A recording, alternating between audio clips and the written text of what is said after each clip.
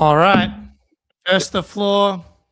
Jake Eisenberg joined by Dan Greenberg. Greeny, the impossible has happened. I'm The trying to Boston remember Celtics- where were they the last time we spoke? Like 4-6 or something? I don't even 4-6? No. Like 3 weeks was ago? was it later than because I feel like they hadn't had their turnaround yet. Maybe was it like the bad Utah loss or something like No. or the Philly loss? It was I think you may have maybe one of us is you may have memory hold like 5 podcasts, or I am misremembering it. But I feel like I spoke to you after some big wins. Could be wrong. well, But like regardless, the Cavs win was a big win at the time. Cavs win. I just feel like they were certainly not what they have been the last 20 games. Was No. not the we were not feeling No. what we're feeling right now the last time No. we spoke. Now, I guess is my point. Now the Celtics are they've done the impossible in that they've won a home game after a road trip while being double-digit favorites. So Playing an under 500 team that was undermanned. It was like every warning sign that they've, for probably since like the bubble, it's like every time they're in this spot, we know what happens. It's like, and even when they win, they almost like never cover. So it's like either way, you're gonna be stressed. Yeah, they did it mostly convincingly. I didn't think the Celtics as a overall played especially well tonight. A lot of that was because Jaylen Brown struggled, but Peyton Pritchard talked about it in the post game. It's like long flight, long road trip. I don't think we've been very successful in those in recent years. You're jet lagged. Because you can't fly. I'm just surprised they didn't fly back like late night immediately. Do like the reverse, do like a red eye and just get back early in the morning so you have all of Sunday to sleep. I was surprised that they traveled yesterday. I saw a science person talking about how like teams going west to east that play like these early games are always screwed because like you peak, like you're just your body is set to peak in like this little window, this 7 to 10 window, as opposed to 3 hours earlier is when their body clocks are set to, which oh no, I've got this square. I was gonna say I didn't know if that was just my computer, so I wasn't gonna say anything. But you've been AI is like screening your face to like make a AI double of you this whole time. This is damn it. I can just yeah. There we go. Yeah. All right, you're back. That was literally just a button mash because I can't see the buttons on the camera from here. But yeah, so like scientifically, you're just in a bad spot, and science is impervious to the power of Joe Mazzulla. Like if this says anything about the coach of the year, it's that he's able to get this team to do enough to beat a very bad Chicago Bulls team and that played extra bad today. Yeah, I mean, let's call a spade a spade. Had they played a team that also wasn't missing every shot that they took, this maybe doesn't look a little better. And, to their credit, I think the second half is a little bit more telling of what a normal game in this spot for the Celtics looks like. They still gave up 13 threes.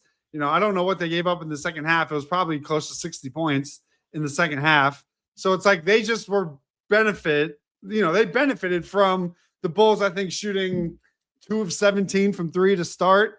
Yes, and the Celtics, to their credit, which is how they've been winning all these games, is they were such monsters on the glass that your shooting struggles didn't hurt you like they normally do when you're not grabbing, 15 offensive rebounds in a single half or something like that. Like that is a little crazy, but it's also crazy to see Jaylen Brown, who's on this heater, go 6 of 20. It's Derek White starts 2 of 12. It's like there were aberrations all over the place. What I liked is they found a way to win. They dug in when they had to, and they executed and scored without making threes to start, which is, as a fan, like that's all you want. You clearly don't have it. You're fighting against the travel. You're in a trap, a clear trap game. Contending teams, you're at home. So it's like, you've only played a home game since the 22nd of December. So it's like contending teams find ways to win a game like tonight. And that's like my takeaway is they are building a contender profile without their best player. Yes, the Boston Celtics are officially the 2 seed, which we'll get into without a top 5 player. Yeah, Jaylen Brown looked like a guy that has been carrying a ridiculous load tonight. And I thought the team played pretty hard as a general rule. Jaylen, I thought, still 8 rebounds tonight. He just missed a ton of shots. Couldn't make a shot. He's been making. But then again, he didn't miss a shot against the Clippers. So it's I'll take that. Yeah. The bill came due for the 50 ball. And fortunately, enough guys stepped up and sort of covered for the fact that because he had great looks. I feel like the process on all of his shots was good. Like, how often has Jaylen Brown rimmed out 7 mid-range jumpers or paint jumpers in a game? It's never happened. So, I think he has earned a mulligan given the season that he has had and the weight that he's had to carry. But it's also a nice reminder of why, they should be conscious of his, of the weight that he has to carry. We talk a lot about usage and shot attempts and, he's the only guy that can really create his own shot. Well, tonight was encouraging to where you saw that they were able to find other ways to score, without that. And some of that was just Keita and Garza dominating the glass. But I loved how they ran actions for Simons, got him open in space. Pritchard got into the paint when needed. I just felt like this was a more balanced approach, even if the execution and the efficiency wasn't there. Jaylen has been the head of the snake all year long, but so many of these wins are just like, man, that's a team win. When you've got some like Pritchard will drop in like 8 rebounds, or Derek White has the 7 blocks, or even the 50 ball that on Saturday, whenever that was, right? Jordan Walsh had 13 and 13 boards. Derek White was good, was unbelievable right along Jaylen in that first half. So it's like, yes, he's been he's had to backpack, the majority of it from a output standpoint, but the things that we weren't seeing to start the year from the number 2, the number 3, from Simons, those have all been firing for the last 25 games. And the results are the Celtics have been winning at a best in the NBA rate.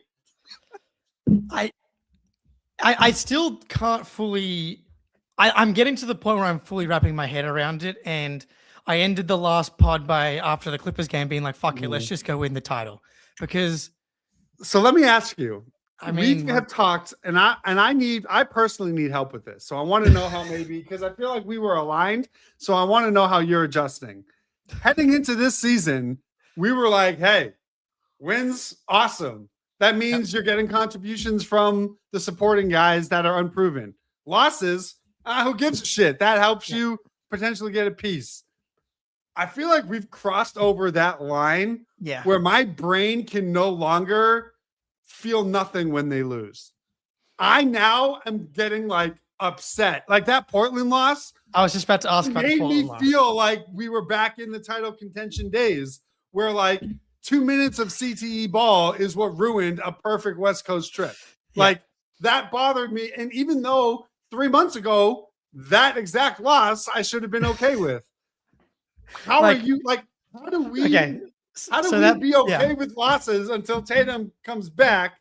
But yet we have a profile of a contender. And if you're in a contender, then you can't be losing those kind of games. What do I do? You remember when we were tracking the 40-20 last season and they lost that game to the Hawks and that game to the Rockets on the Arman Thompson buzzer beater. Yeah. Both, and we basically referenced those 2 games every single time we spoke, over and over again.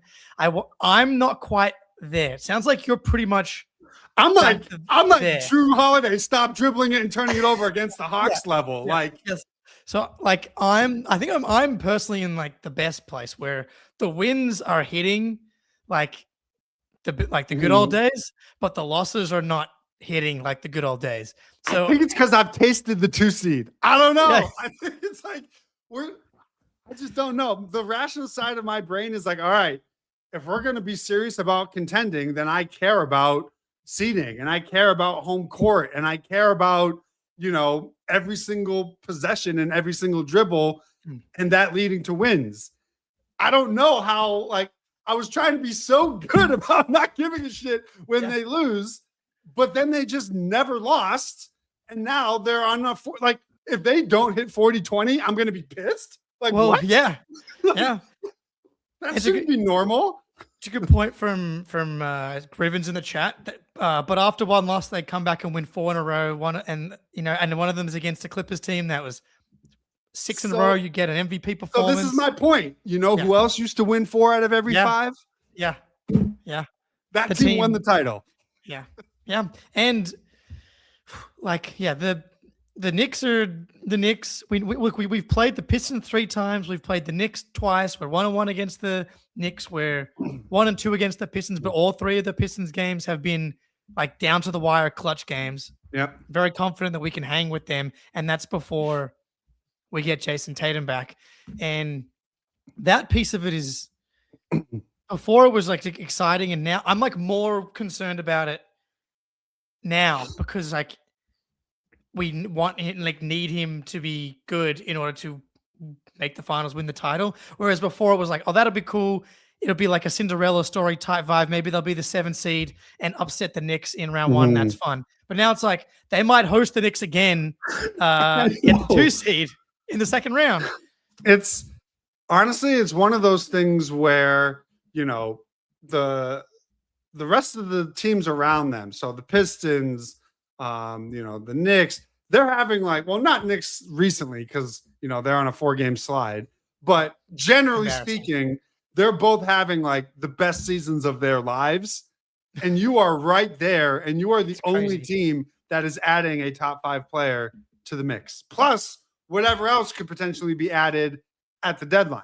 You know what I mean? So the Knicks, you have to remember, they're right up against that second apron line. They're not going to be, I can't imagine, adding big salary players at the deadline. They're pretty much done. The Pistons could.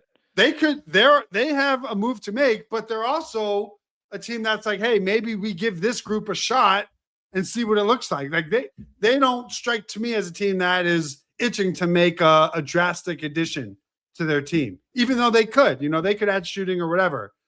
Nobody at the deadline or March, whenever you think Tatum return might be, nobody in the NBA is adding a player, even though he's an unknown with the Achilles. Even if it's 60% of the Jason Tatum that we know, no team is adding 60% of Jason Tatum to their roster in the East. I think the biggest thing with the Tatum return is like this team's weakness by so much is just defensive rebounding. Yeah. And like, unless Tatum shrunk, got smaller, and like lost his knack for rebounding, he's just immediately going to help their biggest weakness on this team. I'll go you one further. His legs have 0 NBA miles on him. He's going to be fresh as hell. There's not going to be any late game. But I'm with you because not only is it the rebounding, but it's also an additional playmaker. Like we've been getting by with, Jalen's passing leap. Peyton's been an unbelievable distributor, but they don't really bend the defenses the way that Tatum bends it. And the way that him just being on the floor creates that. So that element and how that's going to open up everything else like it always does, and his defensive rebounding, I don't even need him to freaking he can struggle shooting the basketball. He can take his time, when it comes to finding his rhythm. Just being on the floor and his presence and the emotional lift that's going to give everybody cannot be understated. Just the ability to run like 2-man game and hit guys on the short roll. He's just 6'9" and good at passing. Yeah. It's just really simple stuff that what made him great was like the fact that he was elite at so many things, but also happened to be 6'9". Kind of like, we always talked about him being LeBron light in that way. These jumbo size creators while giving you the rebounding and the versatility on defense. Like he doesn't need to be 100% of Tatum, especially initially. But there is like the little voice in the back of my head that I'm like, oh, the reintegration. I could not be less worried about that. But I'm just saying, I hear voices in the back of my head all the time about stuff. I've learned to not listen to them a long time ago. I know that this is I know it's becoming more of a talking point as we're inching closer and closer, and Jalen is playing better and better. I just can't understand the thinking behind it. You know what I mean? It's like he's only taking 21 shots a game this year. So you got to think with Tatum on the floor, how many of the shots that we're seeing are shots that are, coming at the expense of his plate, or how much of it is a little bit of KP, a little bit of Drew, a little bit of Horford. Exactly. You know what I mean? You can still there's still room with Tatum with Jalen at this level and with this approach for Tatum to be right at the same averages as he gets more comfortable. Once has his sea legs under him, he can get his 19 to 20 shots a night at the same time Jalen does. And I think when we talk about the usage part of it, the reason Jalen's usage is so high is because he's getting to the line 8 times a game. Yeah. He has 3.5 turnovers a game. Like, all that symbolizes is just how many of your possessions ended up in a shot, free throws, or a turnover. In terms of his touches and his front court touches, there has not been a huge jump in how Jalen is scoring. It's just when he gets the ball, he shoots. That has been his role next to Jason Tatum his entire life.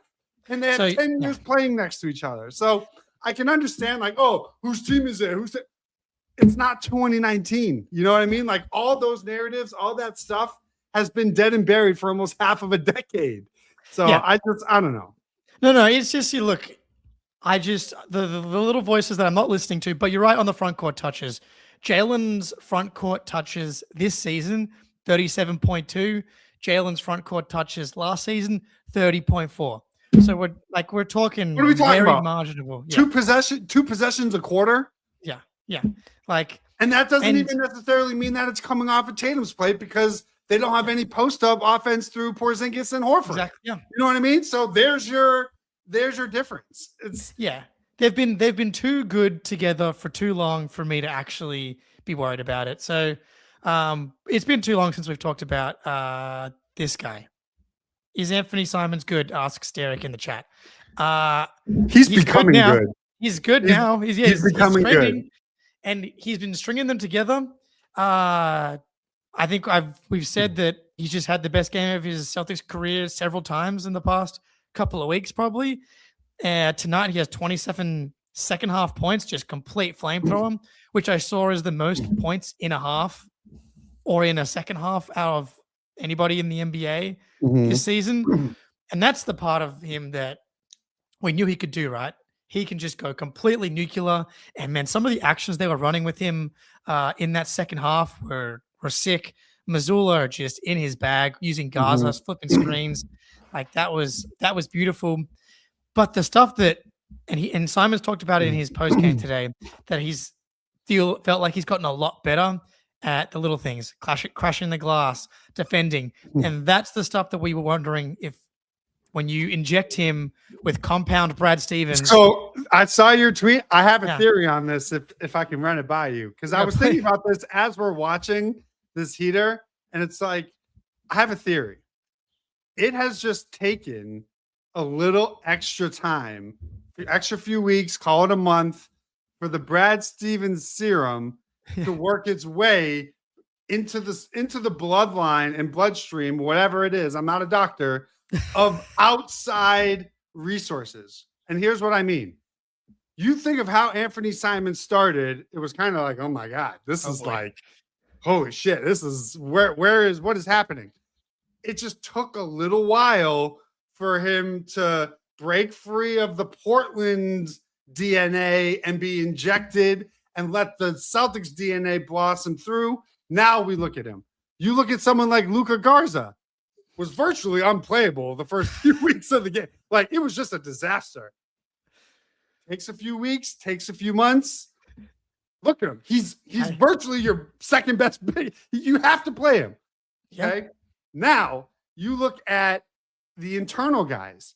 You look at a guy, or same thing with Neemias Queta, right? Came from the Kings. Disaster DNA. Arguably the worst DNA you can have in the NBA. He went through the cycle. Now look at him. He's basically an all-star center.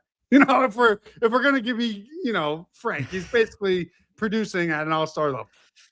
I look at someone like Jordan Walsh, internal. He was developing his first real taste of action. What happens? He's unbelievable and looks like a real piece. Hugo Gonzalez, an internal guy, got the injection right away. Straight away. Day one comes in. So I think it's just taken like a few weeks for these players who were coming from bad DNA organizations to get that out of their system. Now we're seeing the buy-in. We're seeing the effort defensively. We're seeing the rebounding. We're seeing a more confident player in his role. Like, this version of Anfernee Simons with the Brad Stevens DNA running through his veins is like, I almost think you can't let him out the door. Like, you need to, I want to see this talent next to Jason Tatum, is my point.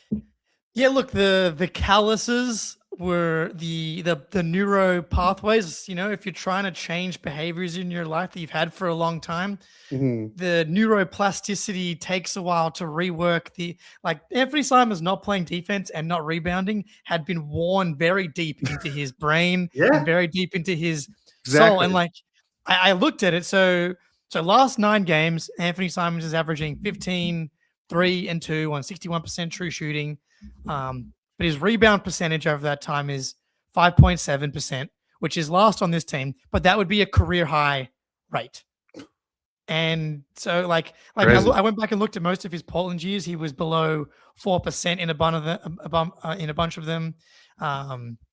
So he's trending in the direction of becoming the next Missoula super soldier. The difference is he has supernova offensive shooting capabilities. Like, he was after last game, he was shooting 46% on catch and shoot threes, and then he did whatever he did tonight, which again, it's the Chicago Bulls, but he fucking went 8 for 14 for 3. There's not that many guys that can do that. And it wasn't not just all catch and shoots either. But it was like some heat checks too. You know what I mean? So it was like a loud 8 for 14. Both in the moments and the plays that they were coming off of. Right? You had the Ugo offensive rebound into the corner 3, and he made the ones that every time the Bulls were getting a little bit magnet ball-y, he was the one that provided the jump shooting answer. The 2 Vooch threes. Yeah, Anfernee Simons was back. But you know what? As incredible as the shot making was, that's not even the highest thing on the list of what I've enjoyed of the Anfernee Simons experience over the last month. You know what I mean? I know he can shoot. I know that that's always going to be on the menu.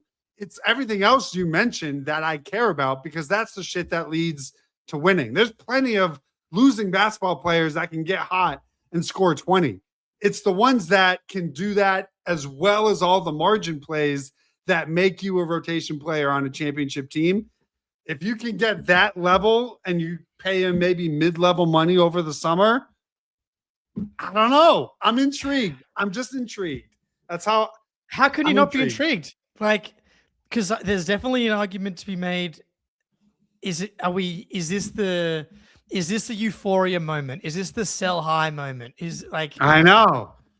Because if anyone's ever held any crypto or stock, and every time if you're checking your phone a lot to see how well you're doing at in anything like that, that's usually a good time to sell. And if you find yourself checking Anfernee Simons' rebound percentage in a good way this time, maybe it's a good time to sell. But at the same time, there's no rush. While the Celtics are playing this well, there's no reason. I mean, we say no rush, but the trade deadline is in a month. It's already 2026. Man. It's and you got to I guess you're fair. This is when the conversations, I would imagine, are being had. You know what I mean? It's it's trade season. It's just one of those things where you have to tell me what we're getting. You have to tell me, does that piece have long-term money attached to it? There's just so many.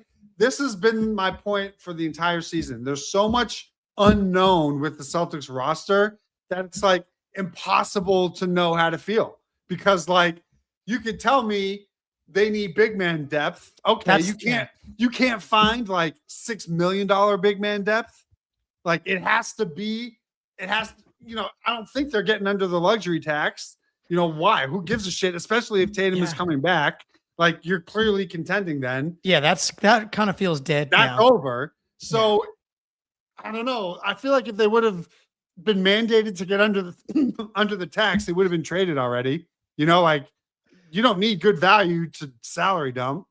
So I don't know. I'm just thinking, like, do they risk it into the summer and just be okay if he leaves for nothing, even though 9 times out of 10, that's like horrific asset management. I just don't know if you're thinking Tatum's coming back and you want as much support for him as possible, do you get rid of a microwave scorer when you can find a cheap, serviceable, like, just trade for Day'Ron Sharp. He makes $6 million a year. Yeah. I don't know. It's easy. That's the thing. It's easy to get caught up in this incredible stretch right now. But that Step Brothers scene where they wear the tuxedos to the interview and Seth Rogen is like, this is great. And then he farts and he's like, well, the tuxedos seem kind of fucked up right now. It's like, do we get into a playoff series and Luka Garza's trying to defend a Jalen Brunson, Karl-Anthony Towns pick and roll, and we give up 25 offensive rebounds? Like, the Neemias K to Luka Garza minutes seem kind of fucked up all of a sudden. Now, that might be the case regardless, though, because I might not be able to fix that.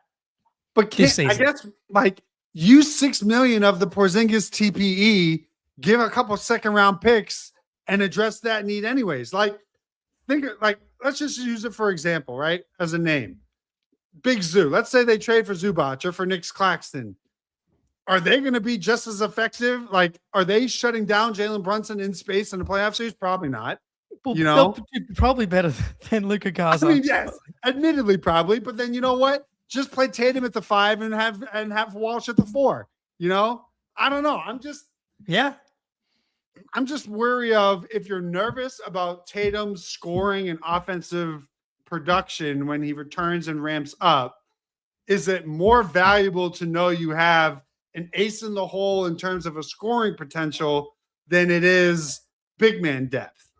How do you, because you also have Amari, like, I don't know, he's dominating in Maine. Yeah. So it's like, that's what I think is so fascinating, and what we're going to see, because whatever Brad does, that he'll tell us the answer, right? If he doesn't trade Simons, he says, I want this scoring for the playoffs.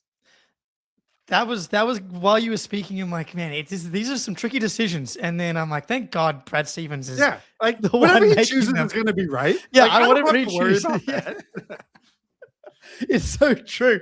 It's like, thank goodness I can just put my head to on my pillow at night and be like, whatever he does choose, it's good to go. And shout out for the super chat, Takada 881. Celtics are very, very good at developing bigs. Yeah. I mean, the serum seems to be working on Amari Williams, because the motor, the intensity were things that he was struggling with. And hand up, I'm not watching all the main Celtics games, but shout out Nick NBA. He is, and he's been saying that main streak, that edge, that toughness, that intensity, like the serum seems to be working its way through the giant Amari Williams body as we speak. So there's no reason for me to believe that he also won't be.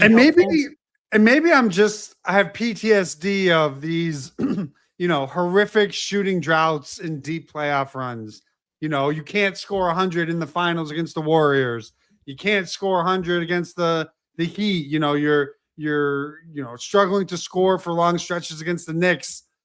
I just don't know if I'm more comfortable with the Celtics defensively and rebounding with Tatum and Simons than I would be trying to survive with a better big defensively but less shooting, if that makes sense. Because your guard depth isn't super deep. You know what I mean? Like, no question. Peyton Pritchard turns an ankle. Derek White turns an ankle. Where are you looking? Ugo? Yeah, no, so you're no question. And well, that would never happen, firstly, for either of those ankles. But like you zoom out, it's like, okay, well, the Celtics after today are 23-12. They are a 4th in net rating. They're much closer to Detroit than they are to Denver, who's at 3rd in the league, 2nd in offense, 15th in defense. And then you bring back Tatum, and we just kind of covered the fact that like his help on the only reason that their defense is 15th is because of the rebounding. And if you're able to kind of fix that to a degree and that just helping that little element might push their defense, which is already trending up anyway, into top 10 territory. And then if that's the profile of this team, then you just shouldn't really be doing anything crazy. Right. Because you're probably not going to be able to fix the big man spot anyway. It's tough because as like a foundation, like as like a principle, I'm a firm believer in you should never lose an asset for nothing, especially if you have an expensive roster and you have limited ways to acquire assets. So unless there's like a wink, wink nod that Simons will extend no matter what the offer is, there's an argument to be made that you essentially are forced to flip him for assets, whatever that may be, because losing him for nothing, because it's not like you get 27 million off your cap space bill. Like you're losing that salary slot. But that could screw you just as much if you extend him on this 27 million. No, I'm saying extend him for mid-level money. You'll have the non-taxpayer mid-level. Like if you can, if there's like a wink, wink, nod that he's interested in a non, $12, $13 million a year, whatever it is, you don't move him. But if he's like, hey, I'm hitting the market, I'm trying to get as much as I could possibly get, you're almost like, it's just like what the Hawks are doing right now with Trae Young, right? They don't want to extend Trae Young. He has a player option for next year. You have to trade him this year because either he picks up that option and leaves for nothing, or he turns down the option and leaves for nothing this year. So if you're the Hawks, you can't lose that asset for nothing. It's the same position they were in before Derek White's extension. It's like you can't. Successful teams in the NBA don't let assets leave for nothing. So that I think could be as much of a driving force behind the decision with Simons as anything else. If they don't feel like they can re-sign him or don't have interest in re-signing him, then you basically are forced to do something. Yes. And so keeping him for the mid-level range, that I'm starting to get on board with. Like a month ago, I was like, if he wants to stay for a minimum, sure. But he's truly playing his way into my heart in a way I did not think was possible. So, like, truly shout out to Simons, because not everybody, like, is, he knows he's got a free agent. Like, this is a contract here. And a lot of guys are like, I just want to get my numbers. I want to hit the market. And he's actually doing the things that are going to improve his market. Actually, it's like, oh, wow, he can actually drive winning. And he's not just a Jordan Poole, empty calories type of guy. And I do wonder how much of his market was around the 27 million salary part and not the skill set part. You know what I mean? It's like what he was giving you at 27 million didn't make sense. But if he's giving you what he's giving you now at 12 million, I think that's a different a different market. That's a different discussion. And it's just it's really remarkable that now that he has turned the corner, every single question mark that this roster has had has been a hit. That's what's crazy is like the assessment of the team. I don't know what I predicted 39 wins. Yeah, I was there. I was 30. I think I said like anywhere between like 37 to 41, depending on if one or two young guys hit. I thought they'd float pretty much around like a +1 net rating. They're like +7.5. So it's like well, it's like the calculus is like, okay, there's these 5 unproven guys. Yeah. If one of them hits, that's like considering their pedigree, that's a win. If 2 of them hits, congratulations to Brad Stevens. Psych, all 5 of them are hits. 5 of them have hit. So, like, I'm happy to be wrong. I put my hand up, I'm like, yeah, I was fucking wrong as shit about this. But you know what? Even people who thought they would win 45 games, they were wrong. Going to be super wrong. I know. They're going to be the top. That's what's crazy. Like the optimists. Like even the most, I mean, people I feel like would consider you and I fairly pro Celtic individuals. I'd say so. In our wildest dreams, you could not tell me that the 25-26 Celtics would have the second best offense in NBA history, that they would have the top point differential in the entire conference. Like, I don't care how optimistic you were. You did not think that they would have a better offense than the 2024 title team. It just doesn't, that's just not a real thing. So we were all wrong, and it's all wrong in the best ways possible. Yeah.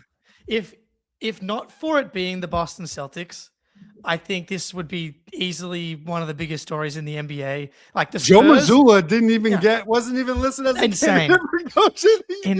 Insane. It's so insane. Like, as far as over-unders go, no one is on track to hit theirs by go over by more than them. Or the Spurs, maybe. Those would be the two teams that are like massively exceeding expectations in a way that no one. Oh, the Suns, maybe. But now imagine the Spurs without Wemby being 23-12.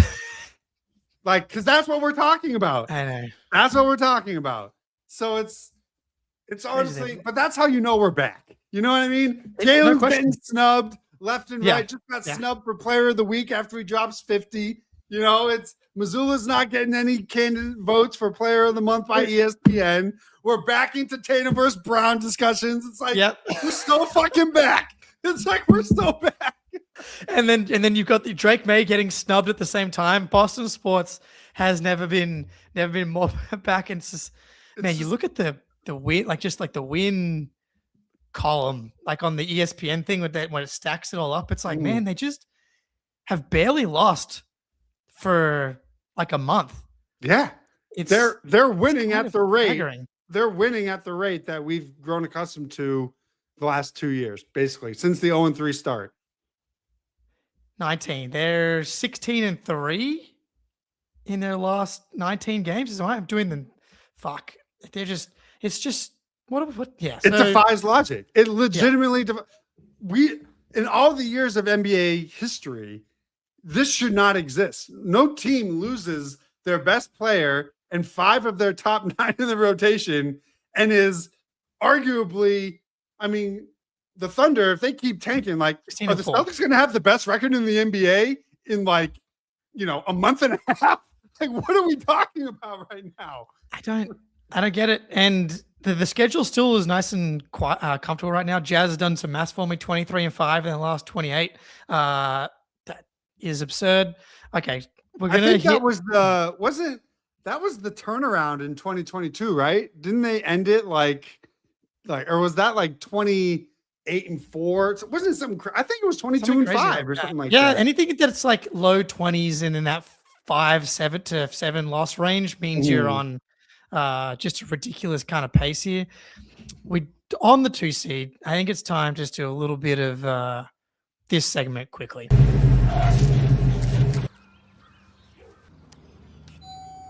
Sarah, I cannot believe.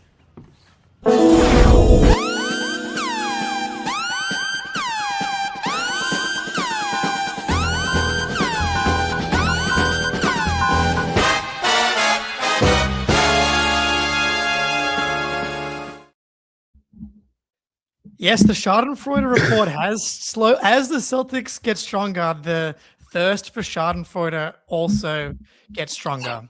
The Lakers sliding, but the Celtics officially moving into the 2 seed comes at the expense of the New York Knicks, who have now lost 4 in a row, are now 4-6 in their last 10, came into the season as like the favorites. They're still, I think, might be the betting favorites on the books, but this was supposed to be their year.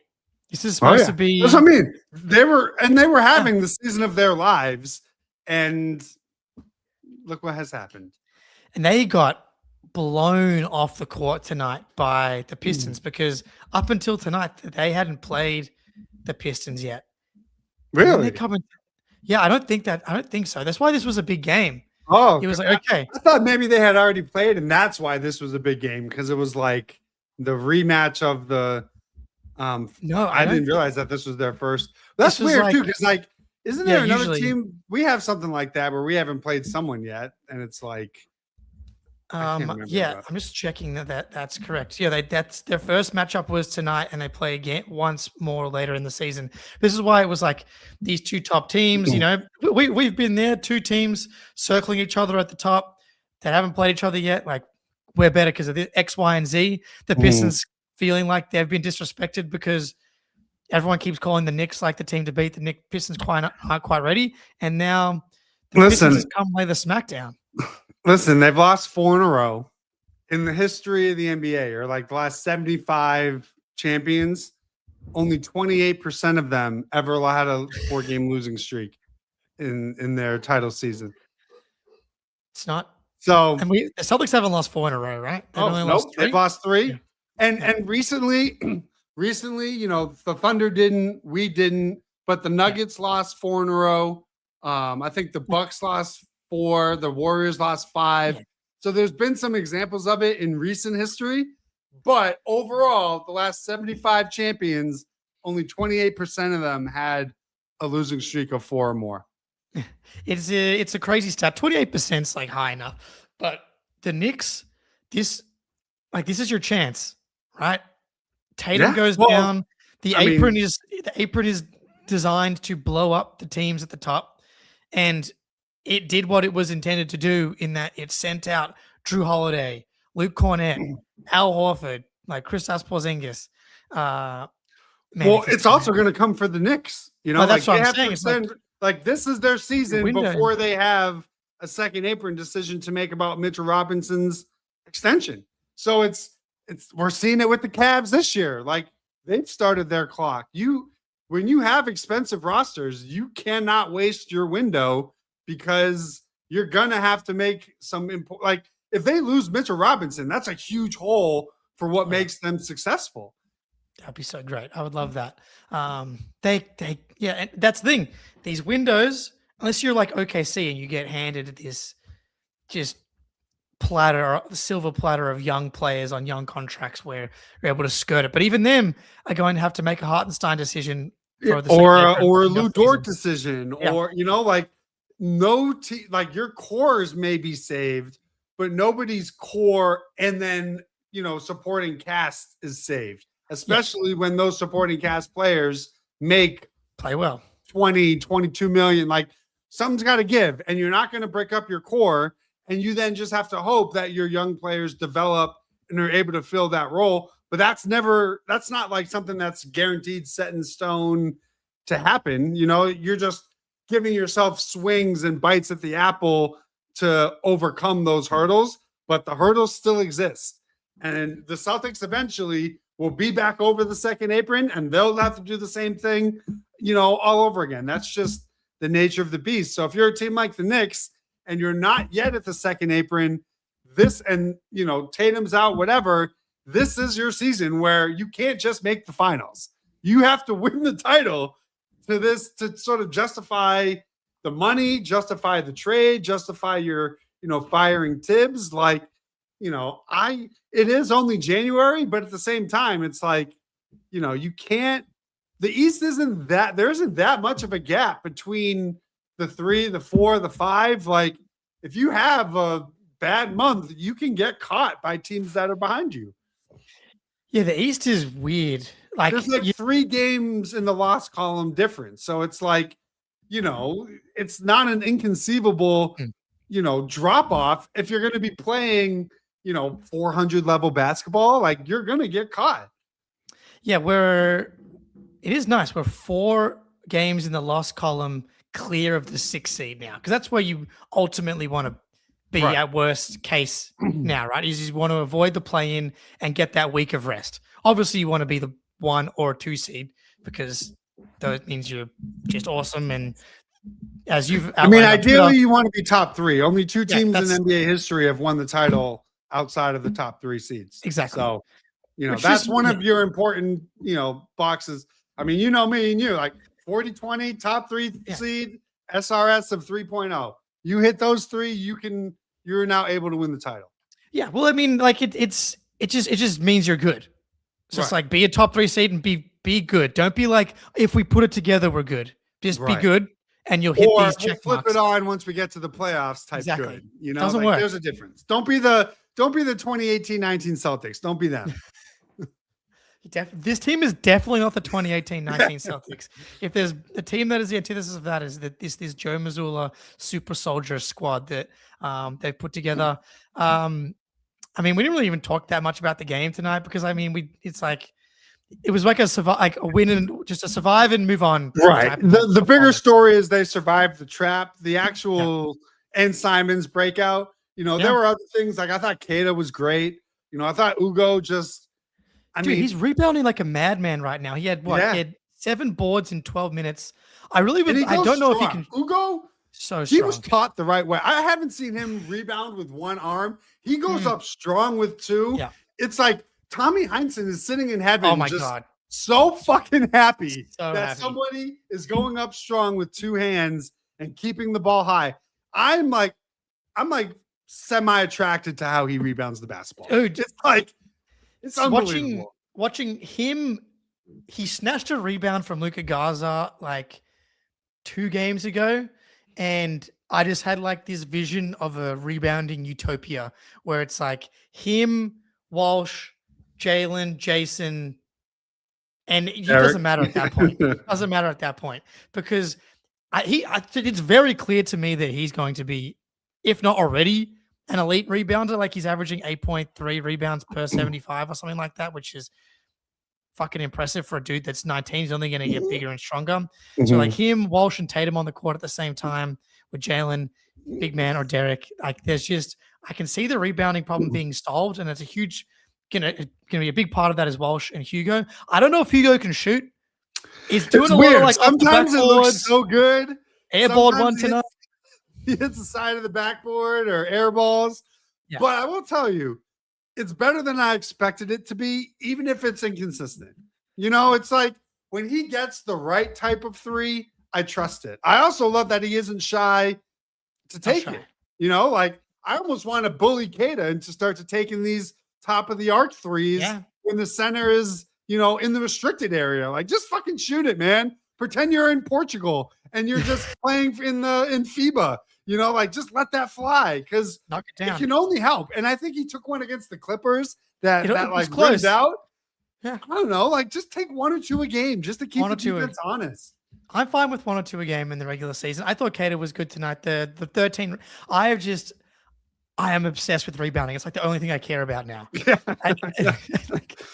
We've seen it cost the Celtics playoff games. Like you have to rebound in the NBA in the second season. Once you get to the tournament and the games matter, if you do not rebound, you will not win the title, or you won't even have a deep playoff run.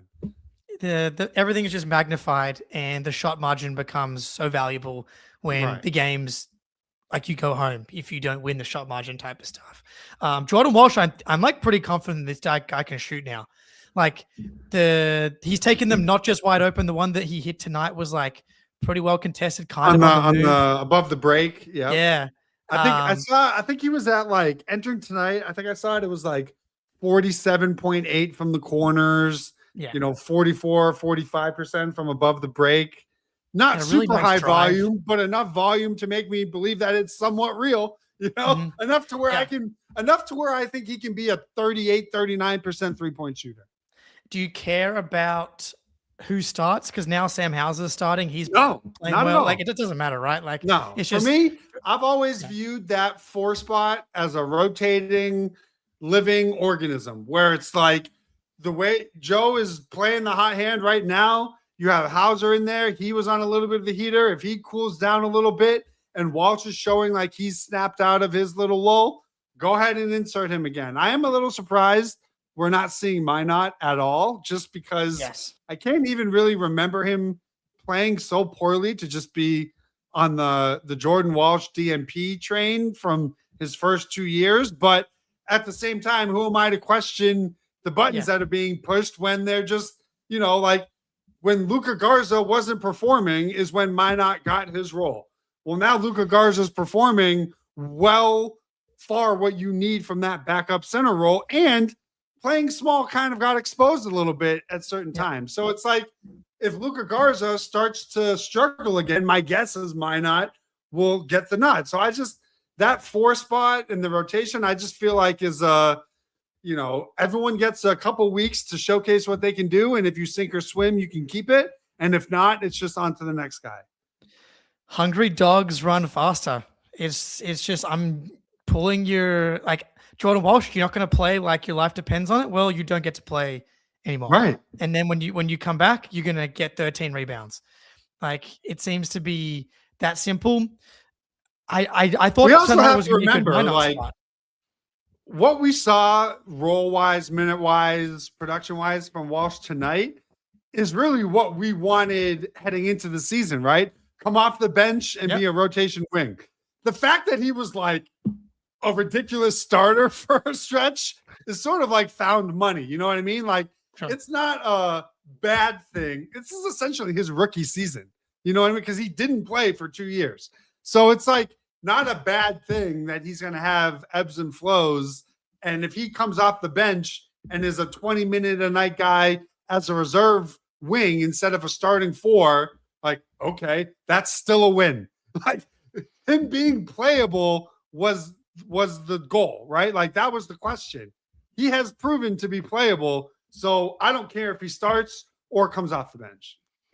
Yeah, it doesn't matter. You just kind of argue with what Mazzulla is doing at the moment. Hauser's shooting, like, he's got it. I like having him in there. He's played solid. Whatever Joe Mazzulla decides to do with that spot is probably the right thing to do with that spot. Greeny, it's been a pleasure. The Celtics, I feel like the countdown to 40-20 is now where, like. So I did the math. They just have to win their next 3. Win out on your homestand, and you will be on a 40-20 pace. That's right. The Nuggets without Jokic, the Raptors, and the Spurs potentially without Wemby. I'm not sure. I think he's like rapidly healing, so there could be some like Spurs super serum that they're injecting him with because he like keeps returning from these sprained knees in like record time. But well, there's definitely like the fact that the serum worked so well on Derek White. Like it's easier when they've already got like similar serum already in the bloodstream, like the Spurs and Celtics. It's officially on the table. I mean, they can win their next 3, and you will be back on a 40-20 pace. All right. It'll be you, the Thunder, and the Spurs, the only teams in the NBA. And the Pistons. I'm sorry, the Pistons, the Thunder, and the Spurs. So 4 teams. That's the 4. Yeah. And the Nuggets, obviously without Jokic, that's not their fault, but not my problem. The goal is you got to check if you want to be serious. And if they're going to bring Tatum back with the idea of we're going to win the title, then you have to hit 40-20. Well, the countdown begins. It's been a pleasure as always. Everybody in the chat, appreciate you. The Celtics continue to roll. Till next time, go Celtics.